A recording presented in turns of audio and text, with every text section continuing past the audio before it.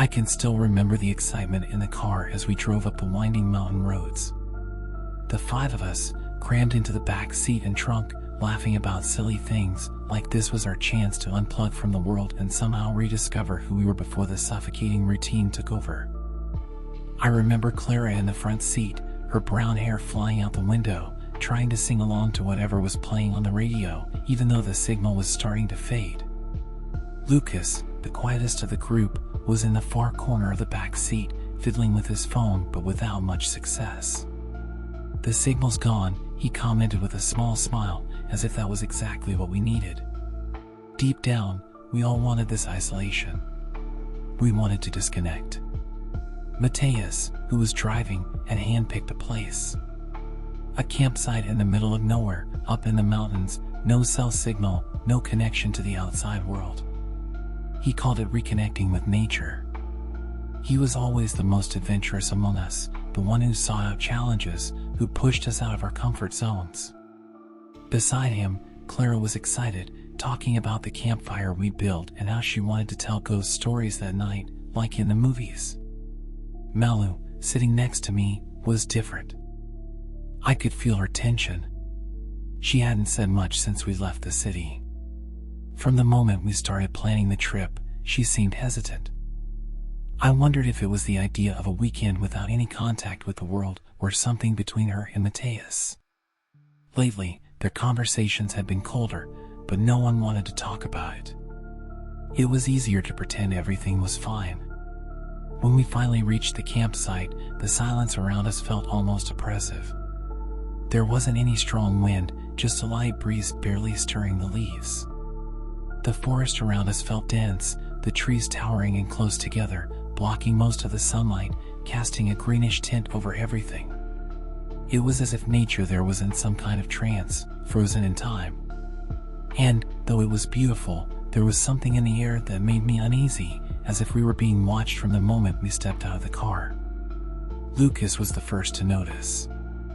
"You guys realize how quiet it is here," he commented, glancing at the forest with furrowed brows. "We didn't pay much attention at the time." "We're in the middle of nowhere, of course it's quiet," I replied, trying to break the tension, though I felt it too. There were no birds, no insects. Just the distant sound of the wind brushing the leaves and, occasionally, the rustling of something moving deeper in the trees, always out of sight. Setting up camp was easy. Mateus took charge, as always, organizing who would pitch the tents and who would gather wood for the fire. He made sure to appear like he had everything under control. Meanwhile, Clara and I explored the surroundings a bit.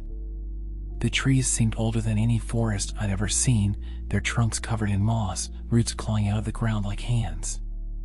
The ground was damp and heavy beneath our feet, the smell of wet earth thick and overwhelming. Malu stayed close to the fire, uneasy. She fiddled with the branches, but her mind seemed far away, as if she wasn't fully present with us. I caught Mateus watching her a few times, but he never said anything. Something was in the air between them, but none of us wanted to ruin the trip with arguments. As night fell, the forest seemed to grow even denser, almost as if it was pressing in on us. The silence, which had felt peaceful at first, now seemed sinister. Every crack of a twig, every shadow shifting at the edge of my vision made me tense, though I tried not to show it. The others seemed to feel it too, but no one said anything. Only Clara, ever optimistic, laughed and talked about how this was exactly what we needed to get rid of the stress from the city. "We needed this," she said, tossing another log onto the fire. But as the flames grew, so did the feeling of being watched. I kept glancing at the shadows cast by the trees, and no matter how hard I tried to shake it, something didn't feel right. It wasn't just the silence, it was the forest itself. It felt alive. Every tree, every leaf, every branch seemed to be watching us, waiting for something. Finally, Malu voiced what we were all feeling, though none of us had dared to admit it. "Do you guys feel like we're being watched?" Mateus laughed, trying to lighten the mood. "It's just your imagination. We're isolated, far from the city. It's normal to feel like that." But even as he said it, he seemed more uncomfortable than the rest of us. Lucas shrugged, as if it didn't bother him. Tomorrow will be better. We'll explore more, get used to the quiet. It's just the initial shock. But as we prepared for the first night, I couldn't shake that feeling. Something was watching us. Something was waiting, and I didn't know what it was. I woke up with a strange feeling, as if something was out of place. It was still early, and the sunlight barely filtered through the tree canopy, casting a greenish, gloomy hue over the campsite. The silence continued, but this time it felt heavier. I stepped out of the tent, stretching my body, and noticed that Clara and Mateus were already up, speaking quietly near the extinguished campfire. Malu was still inside her tent, but something was wrong. "Where's Lucas?" I asked, glancing around. His tent was closed, seemingly untouched, but he was nowhere to be found. Mateus looked up and shrugged. "He must have gone for a walk in the forest or... I don't know, maybe he's just off somewhere," he replied with a half-hearted smile, trying to sound nonchalant. But I could see he also thought it was strange. I approached Lucas's tent and opened it carefully. Everything was exactly as he had left it. His sleeping bag was disheveled, his backpack in the corner. Nothing seemed out of place, but he wasn't there. "Hey, Lucas," I called out, my voice tinged with worry. Nothing. No response. At this point, Malu emerged from her tent, groggy, rubbing her eyes. "What's going on?" she asked, her voice muffled. When we told her that Lucas was missing, she immediately seemed alert, her eyes wide. "This isn't normal," she said, and I knew she was right. We started searching around the campsite, calling his name, but there was no sign of Lucas. Mateus suggested he might have wandered farther than he should, maybe lost track of time, but the tension in the air was spreading among us. After a few minutes, Clara screamed from inside the forest, "Guys, come see this." We rushed to where she was, about 20 meters from the campsite, and my heart stopped for a moment when I saw what she was holding. Lucas's hat. It was lying on the ground, stained with dried blood.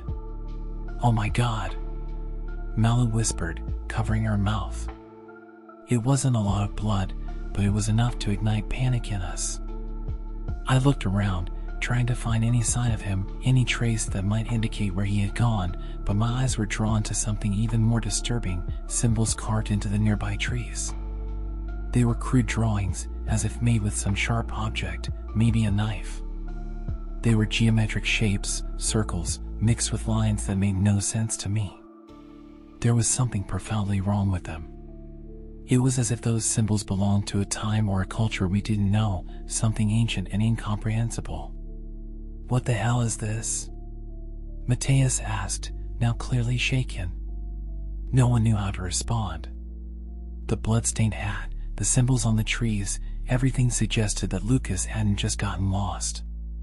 Something more sinister had happened. "This isn't normal," Clara murmured, staring at the symbols as if hypnotized. "These symbols, they're ancient. They look tribal or something like that." The silence around us became unbearable. I felt as if the forest was closing in on us, lurking. Every crack of a twig, every rustle of leaves seemed amplified. I started feeling a weight on my chest, and the air, which had once smelled of damp earth, now felt suffocating. We tried to rationalize. Mateus suggested that Lucas might have injured himself and perhaps tried to mark the trees to find his way back, but it didn't make sense. Lucas couldn't draw those things, and why the hell would he leave his hat there, stained with blood? Malu began to cry silently, her eyes wide with terror. "We need to search for him," I said, trying to keep calm. "He might be hurt, still around here." So, we began to explore the forest more deeply, calling for Lucas, but the further we went, the stronger the feeling of being watched became. It wasn't just the lack of answers. It was the oppressive silence of the forest, as if something was studying us, following us closely but always out of sight. The trees seemed closer, the symbols on the bark appearing more frequently, as if they were warning signs carved to alert us, or worse, to trap us. We walked for hours, but Lucas did not appear. His footprints disappeared in the forest-stamped soil, and every step we took seemed to lead us deeper into a place that didn't want us there. Paranoia began to take over us all. With every moving shadow, every distant sound, we looked at each other, dreading the worst. Fear was seeping into every thought. That night was worse than any I had ever experienced. After hours searching for Lucas and finding only that damn blood-stained hat and the symbols on the trees, we returned to the campsite without any answers. But when we arrived, something was different. The tents were exactly as we had left them, but there were footprints around them. Footprints that weren't ours. We looked at the ground in silence, trying to understand. They were deep, wider and uneven, as if someone or something had been prowling around the tents while we were gone. There were many of them in different directions, as if they had circled around our campsite. Whose footprints are these? Clara whispered, clearly terrified. Mateus, trying to stay calm, knelt to examine them closely, but he couldn't hide the fear in his voice. I don't know, they seem too big to be any of us. That statement made my stomach churn. They were different, like they belonged to someone who was barefoot, but with a distortion that didn't make sense. The long, elongated toes sunk into the ground in a bizarre way. It was then that we heard it for the first time. A sound that chilled me to the bone. A laugh. It wasn't loud, nor close, but it seemed toying with us. It was a high-pitched, distorted laugh echoing through the trees. I tried to locate where it was coming from, but it seemed to come from everywhere. It was as if the forest was alive, mocking us. Did you hear that? Malu asked, her eyes wide, her breathing heavy. All the confidence she had been trying to maintain had evaporated. What the hell is that? The laughter continued for a few more seconds, then abruptly stopped, leaving an even more suffocating silence. I looked at the others. They were all pale. We had no idea what was happening, but the fear was growing, more palpable by the minute. It was as if something was surrounding us, slowly approaching, playing with our sanity. This isn't possible, Mateus murmured, more to himself than to us. We tried to convince ourselves it was just our imagination, fear manifesting in strange ways, but deep down we knew there was something more. Something very real. As we tried to calm our nerves, Clara let out a piercing scream. We all turned toward her. My phone. She pointed to the ground near her tent. Her phone, which had been stored in her backpack, was now lying in the dirt. The screen cracked. I swear, it was in my backpack. How did it end up here? Her eyes were filled with panic. And it wasn't just the phone. Within minutes, we realized that other items were missing as well. Mateus's car keys, Lucas's wallet, which we had thought was with him, and Malu's jacket had disappeared. That's when we saw it. My stomach turned.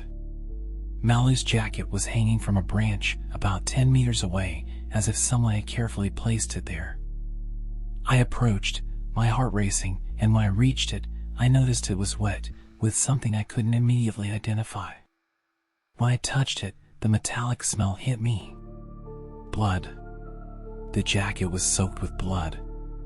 This isn't normal, Clara murmured, almost whispering, her hands trembling as she tried to hold the ruined phone. This can't be happening. Mateus, previously the most skeptical and rational, looked around with wide eyes. We have to get out of here. Now. His usually firm voice was trembling. We all agreed, but when he went to look for the car keys, they were gone too. No, it can't be, he kept repeating, desperate, as he searched his backpack again and again, as if the keys might magically reappear.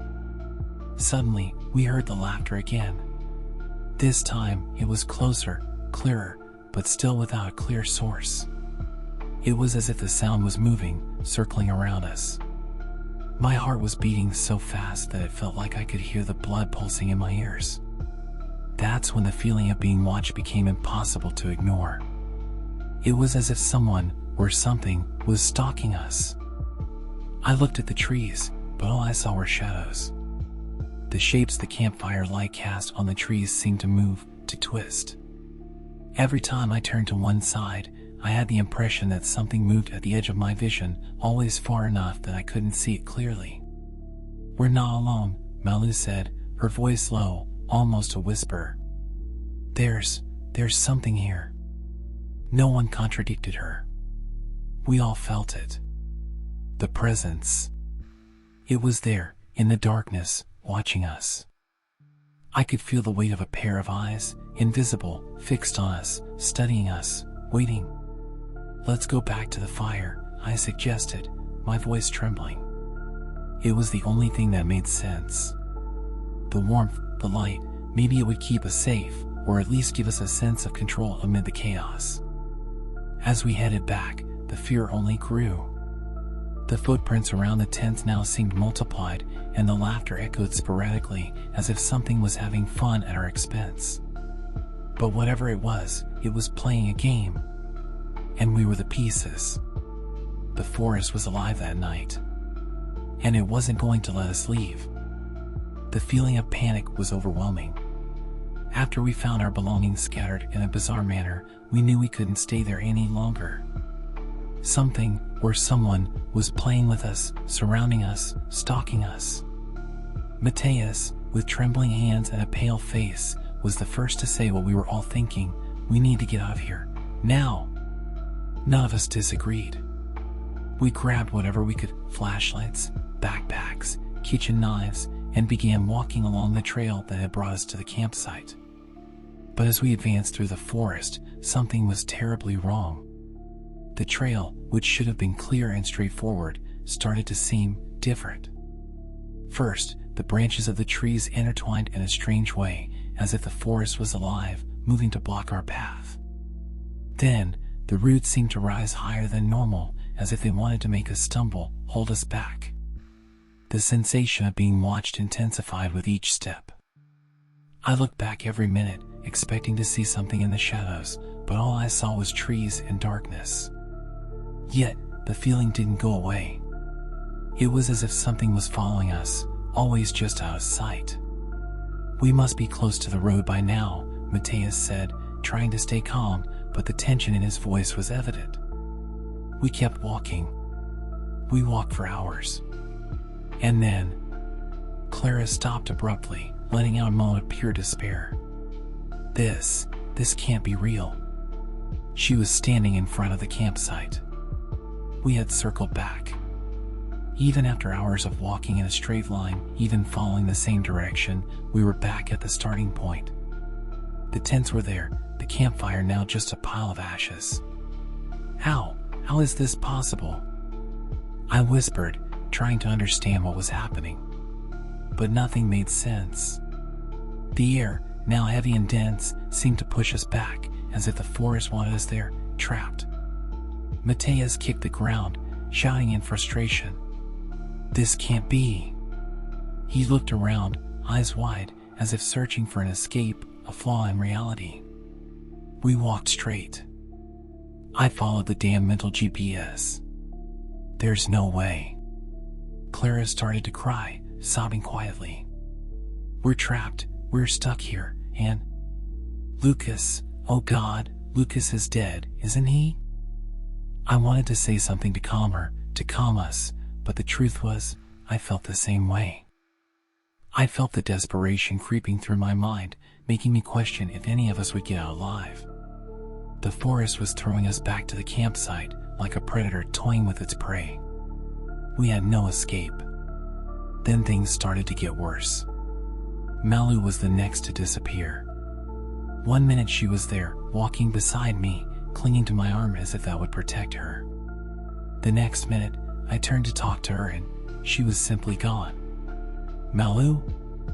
I shouted, panic racing down my spine. There was no response.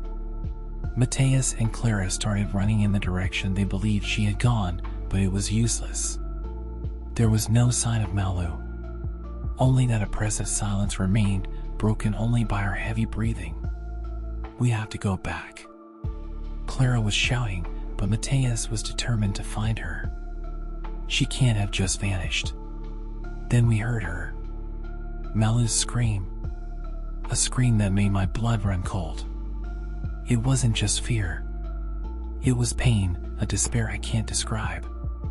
We ran towards the sound, but when we arrived, all we found was her scarf, tangled in a tree. It was torn and covered in dirt and blood. "No, no, no!" Mateus yelled, falling to his knees, pounding the ground in anger. I couldn't think. Panic paralyzed me. How did she just disappear? Soon after, it was Clara. We were running, desperately trying to find another trail, any path that wouldn't take us back to the damn campsite. I was in the lead, with Mateus right behind me, when I heard Clara calling to us, but her voice sounded distorted, distant. "Here. Come this way." The sound seemed to come from all directions at once, and then, when I turned around, she was gone. "Clara?" Mateus was shouting, his voice broken by exhaustion and despair. And then, out of nowhere, we heard the laughter again, that macabre laughter, blending with the echoes of our screams. It seemed to mock us, playing with our fear. I looked at Mateus. His face was pale, his eyes wide as if he already knew Clara's fate. We were being hunted. Something was picking us off, one by one, and there was nothing we could do to stop it. Now, there were only the two of us left. The night was even darker than before. The shadows between the trees seemed to come alive. Mateus and I tried to stay calm, but it was impossible. We knew that at any moment, one of us would disappear. The symbols on the trees, they began to glow, a faint but unmistakable light. It was as if the forest was closing in on us, as if something ancient and powerful was pulling us deeper. "She's coming for us," Mateus whispered, as if he finally understood what was happening. This isn't just a curse. It's something much bigger. She's hunting us." I wanted to ask who or what, but the truth was I already knew. With every step, the presence grew stronger, closer. A dark figure, never fully revealed, but always there, surrounding us, watching us. I could feel its eyes on us, could hear its breath in the darkness. The symbols glowed brighter and brighter, as if they were a sign. A warning. We were being consumed by the forest, and it wasn't going to let us leave. The last night began with a deafening silence. Mateus and I were sitting around the campfire, whose flames flickered against the cold wind blowing through the trees. The weak glow of the fire cast distorted shadows, making the forest around us seem alive, pulsating.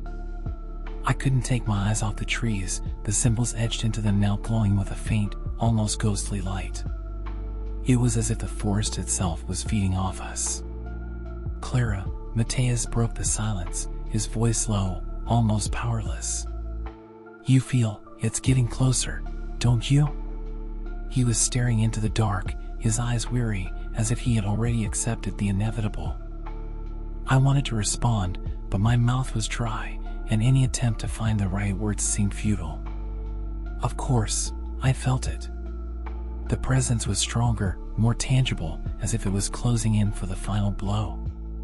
Suddenly, the laughter started again, but this time, it didn't echo from a distance. It came from all around us, surrounding us in a way that seemed impossible to escape. I looked at Mateus, and he looked back at me. Our eyes met, and for the first time, I saw pure despair in his. "She's here." The campfire crackled, the flames flickering violently, as if something invisible was playing with them. The air became thick, almost suffocating. The presence, that dark figure hunting us, was so close that I could feel its cold breath brushing my skin, even though I couldn't see it clearly. Then, the entity revealed itself. From the shadows between the trees, it emerged. Its form was indistinct, made of the darkness itself, as if the gloom of the forest had taken shape and life. Its eyes, or what should have been its eyes, glowed with a yellowish, inhuman light, like an animal watching its prey.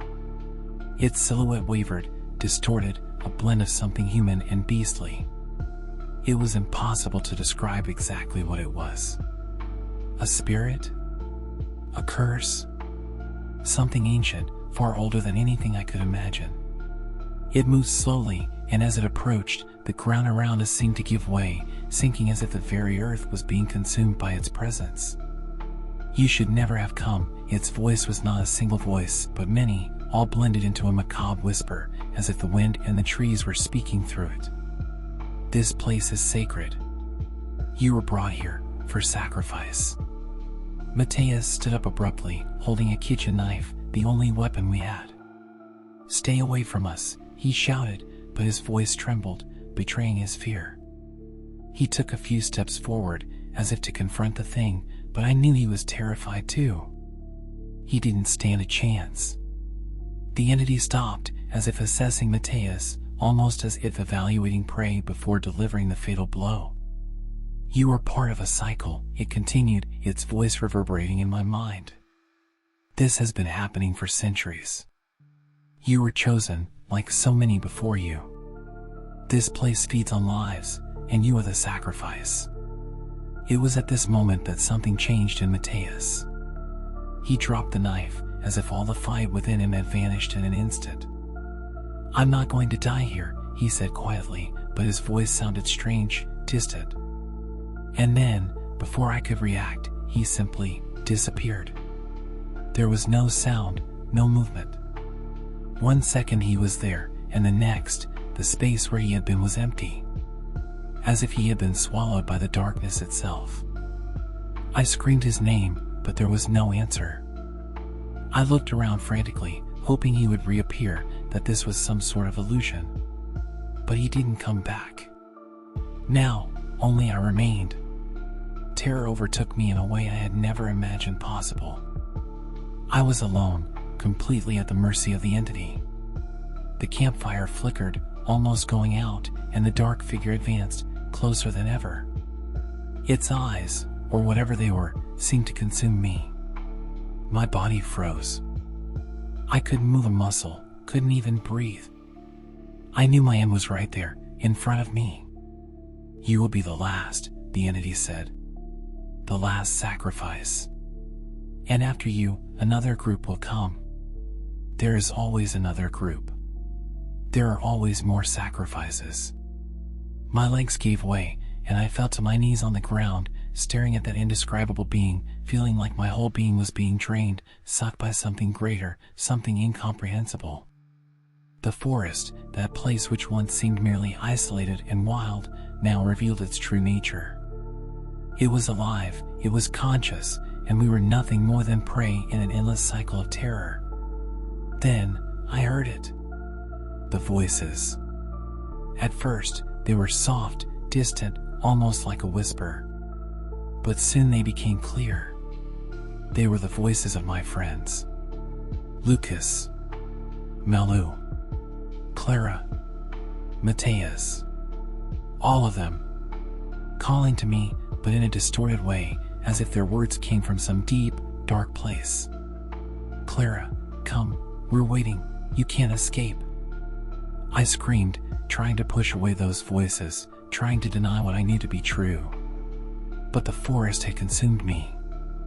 I was part of it now, just like the others before me. And I knew there was no escape.